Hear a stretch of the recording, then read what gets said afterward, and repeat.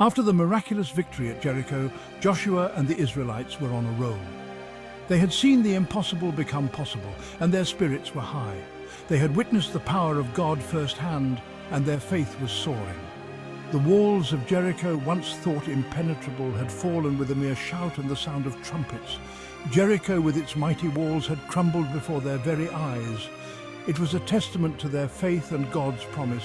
Surely the next city, Ai, would be no match for them.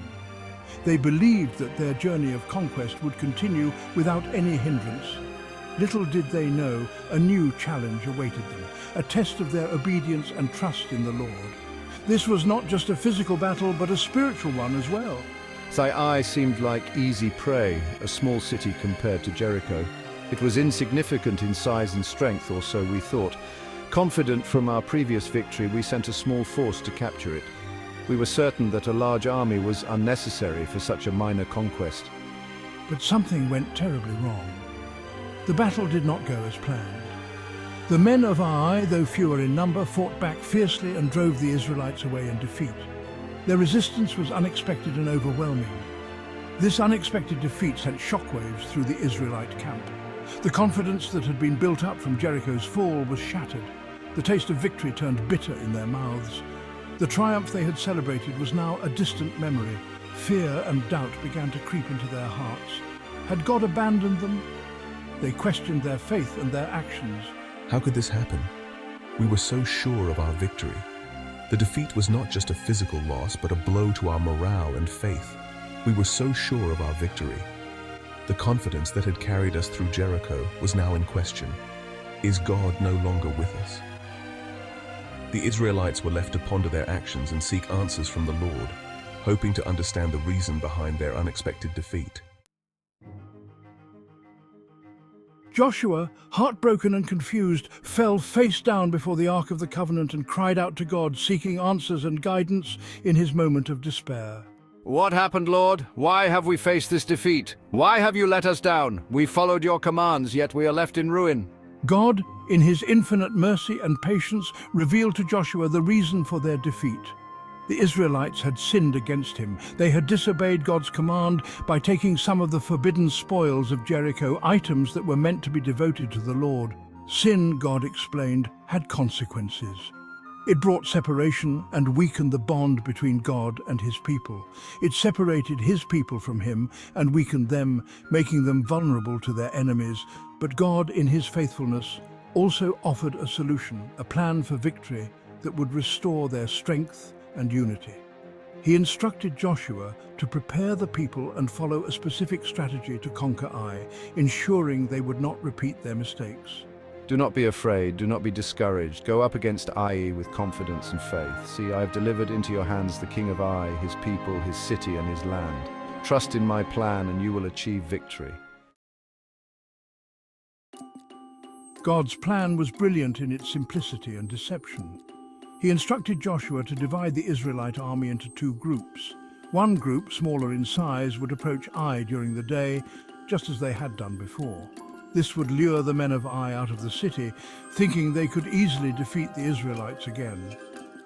Meanwhile, the larger group, under Joshua's command, would secretly position themselves behind the city, hidden from view. This group would be the ambush party. Their task was to wait for the right moment, the signal from Joshua to strike. The next morning, the smaller group of Israelites marched towards Ai, their swords drawn, shouting their battle cry. The air was thick with tension, and the sound of their voices echoed through the valley, a stark contrast to the serene dawn. Just as God had predicted, the men of Ai, emboldened by their previous victory, charged out of the city gates to meet them in battle.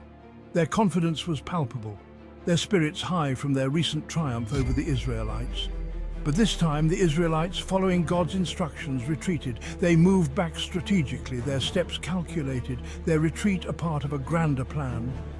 They turned and ran, feigning fear and confusion. Their faces showed mock terror, their movements deliberate, designed to deceive the men of Ai. The men of Ai, thinking they had the Israelites on the run, pursued them relentlessly, eager to finish them off. Their determination was fierce, their desire to crush their enemies driving them forward with reckless abandon. They didn't realize they were falling into a carefully laid trap. The Israelites had planned every move, every step to lure the men of Ai away from their stronghold. Look at them chase us. They have no idea what's coming. Their arrogance blinds them to the danger ahead. As the men of Ai chased the fleeing Israelites, their focus was solely on the retreating figures before them. They were oblivious to the larger scheme unfolding around them. Joshua, standing on a hilltop overlooking the battlefield, raised his spear towards the city. His eyes were fixed on the horizon, his heart pounding with anticipation. This was the signal the ambush party had been waiting for. Hidden in the shadows, they had been holding their breath, waiting for the right moment to strike. Like a sudden storm, the hidden Israelites surged from their hiding place and charged towards the unsuspecting city. Their movements were swift and precise, their attack a well-coordinated effort to catch the men of Ai off guard and reclaim their victory. Section 5. The Spoils of War. Caught completely off guard, the men of Ai panicked. Their retreat was cut off, their escape route blocked. The Israelites, fighting with the fury of God's vengeance and the confidence of his promise, overwhelmed the city. With lightning speed, they captured and burned Ai, leaving no survivors. The victory was swift and decisive. The Lord had fought for his people and delivered their enemies into their hands. The Israelites returned to their camp, their hearts filled with gratitude and awe at the power of their God.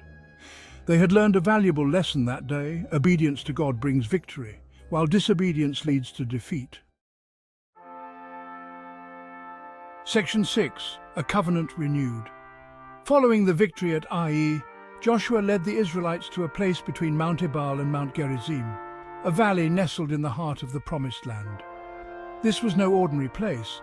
It was here, surrounded by the beauty of God's creation, that Joshua gathered the people to renew their covenant with God.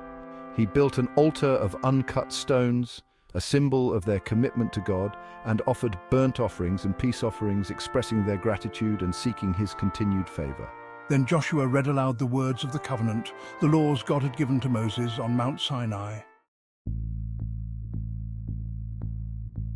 Section 7. The Blessing and the Curse. As the words of the covenant echoed through the valley, the Israelites listened intently. They heard the blessings that would follow obedience, abundance, prosperity, peace, and they heard the curses that would accompany disobedience, disease, famine, defeat. It was a stark reminder of the consequences of their choices. Joshua then instructed the Israelites to divide themselves into two groups. Half of the tribes stood on Mount Gerizim, representing the blessings, while the other half stood on Mount Ebal, representing the curses. This symbolic act served as a powerful visual reminder of the choices before them. Section 8. Obedience brings blessing. With the people assembled on the mountainsides, the Levites, standing in the valley between them, pronounced the blessings for obedience. Blessed are you when you obey the Lord your God.